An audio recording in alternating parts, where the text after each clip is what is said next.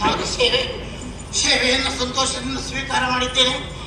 ಉತ್ತಮವಾದಂತಹ ಕಾಲಾನದ ಕಾಲದಲ್ಲಿ ನನ್ನ ಸೇವೆ ಮಾಡುತ್ತಾ ಇದ್ದೀರಿ. ನನ್ನನ್ನು ಉಂಟು ಮಾಡಿಕೊಳ್ಳುವುದಕ್ಕೆ ಕಾರಣ ಹೇಗೆ? ಇನ್ನೊಮ್ಮೆ ನಮ್ಮ ಪೂರ್ವಜರು ನಾಗದೇವರ ಸಾನ್ನಿಧ್ಯದಲ್ಲಿ ಅನಾಚಾರವನ್ನು ಎಸಗಿದ್ದಾರೆ. ಅದಕ್ಕೆ ಕ್ಷಮೆಯಾಗಿ ನಾಗಮಂಡಲ ಕಾರ್ಯ ಮಾಡುತ್ತೇನೆ ಎಂಬ ಹರಕೆಯನ್ನು ಹೊತ್ತುಕೊಂಡಿದ್ದಾರೆ.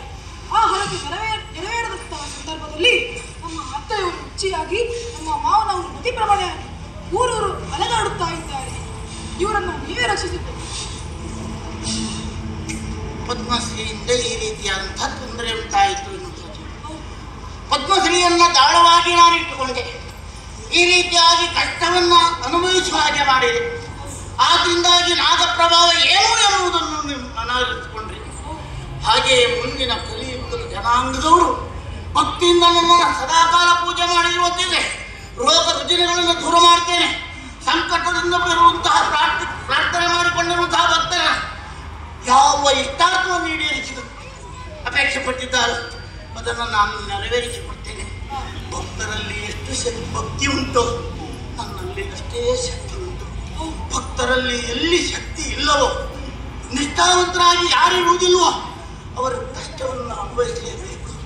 ಇದು ನನ್ನ ಕಲಿಯುಗದ ಪವಾಡ. ಶಕ್ತಿ ದೇವತೆಯಾಗಿ ವನದೇವತೆಯಾಗಿ ನೆಲೆಯಾಗಿದ್ದೇನೆ. ನಿನ್ನ ಬಂಧುಗಳು ಕಷ್ಟದಲ್ಲಿದ್ದಾರೆ, ಅವರಿಂದ ಈ ರೀತಿಯಾದಂತಹ ಕಷ್ಟಕ್ಕೆ ನೀನು ಒಳಗಾಗಿದ್ದೀಯ. ಯೋಚನೆ ಮಾಡಬೇಡ, ಸರಿ.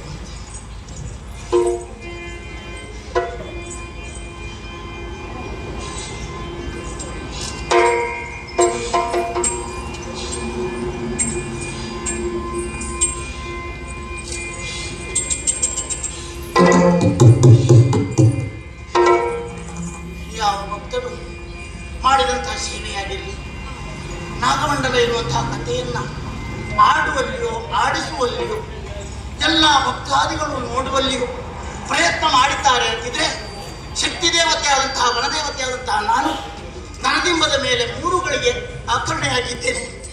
ಇಲ್ಲಿಗೆ ನೀವು ಯಾವ ಕಾರ್ಯವನ್ನ ಮಾಡಬೇಕಾದರೂ ವನದೇವತೆ ಆದಂತಹ ನಾನು ದಾರಿಯ ಬದಿಯಲ್ಲಿ ನೆಲೆಯಾಗಿದ್ದೇನೆ ಅಂತ ಪಡೆಗಳಿಸಬೇಡಿ. ಭಕ್ತಿಯಿಂದ ಯಾರು ಪೂಜಿಸ್ತಾರೋ ಅಂತವರ ಇಷ್ಟಾರ್ಥವನ್ನು ಈಡೇರುತ್ತೇನೆ. ಇದೇನೇ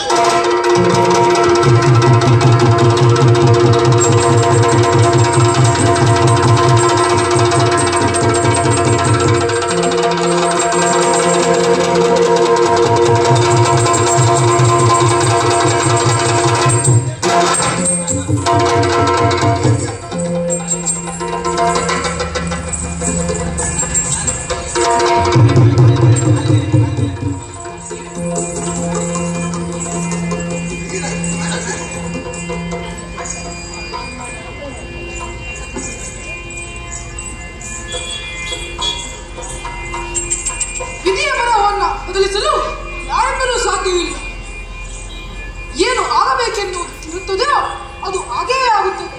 ಪ್ರಪಂಚವನ್ನು ಹೊತ್ತ ನಾಗದೇವತೆಯು ಇನ್ನು ಸಂಪೂರ್ಣ ಶಕ್ತಿ ಸಂಪನ್ನೆಯಾಗಿದ್ದಾಳೆ. ಅವಳನ್ನು ಸಾರುವ ಅದೆಷ್ಟೋ ನೈಜ ಘಟನೆಗಳು ನಮ್ಮ ಕಣ್ಣ ಮುಂದೆ ಬರುತ್ತವೆ. ನಮ್ಮ ಪೂರ್ವಜರು ಮಾಡಿದ ಪ್ರಮಾದಕ್ಕೆ ಕ್ಷಮೆಯಾಗಿ ನಾಗಮಂಡಲ ಕಾರ್ಯ ತೀರದೇ ಇದ್ದಂತಹ ಸಂದರ್ಭದಲ್ಲಿ ದೇವರು ಅನೇಕ ಕಷ್ಟಗಳನ್ನು ಕೊಟ್ಟು ಆ ಕಾರ್ಯವನ್ನ ನೆರವೇರಿಸಿಕೊಂಡರು. ಆ ಕಾರ್ಯ ನೆರವೇರಿಸಲು ದೈವಿ ನಾಟಕವಾಯಿತು. ಈ ಕಾರ್ಯ ಸಂಪೂರ್ಣವಾಗಿ ನಡೆದಿದೆ ಎಂದು ತಿಳಿದುಕೊಂಡು ನಮಗೆಲ್ಲರಿಗೂ ದೇವರು ಆರೋಗ್ಯ ಆಯುಷ್ಯ ಸಂಪತ್ತು ನೀಡಿ ಅಂತ ಕೇಳುತ್ತಾ ಭದ್ರಂ ಶುಭಂ ಮಂಗಳ